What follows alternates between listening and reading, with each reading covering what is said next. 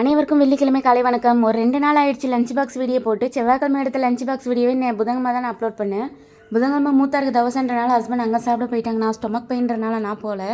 நேற்று ஹஸ்பண்ட் நான் வெளியே சாப்பிட்றேன், நீ ரெஸ்ட் எடுத்துட்டு போயிட்டாங்களா, அதனால் அப்படியே ஓடிடுச்சு.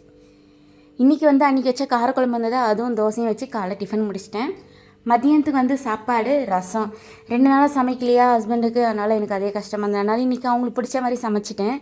முட்டை வறுத்து கருவாடை வறுத்து கொடுத்துட்டேன். ஹஸ்பண்டுக்கு இப்படி செஞ்சால் பிடிக்கும். எனக்கு முட்டை தொக்கு கருவாடு தொக்கு பண்ணால் தான் பிடிக்கும்.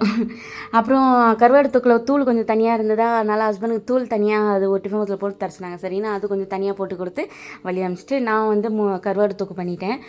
முட்டையை வேறு மொத்தமாக வேக வச்சிட்டேன்னா என்ன பண்ணுறதுன்னு தெரியாமல் சரி கருவாடு தொக்குலேயும் முட்டையும் போட்டேன்.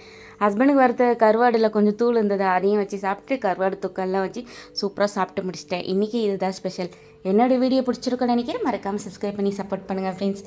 நான் மீண்டும் இன்னொரு வீடியோவில் பார்க்கலாம். அதுவரை உங்களிடமிருந்து விடை பெறுவது உங்கள் நாயகி. பை.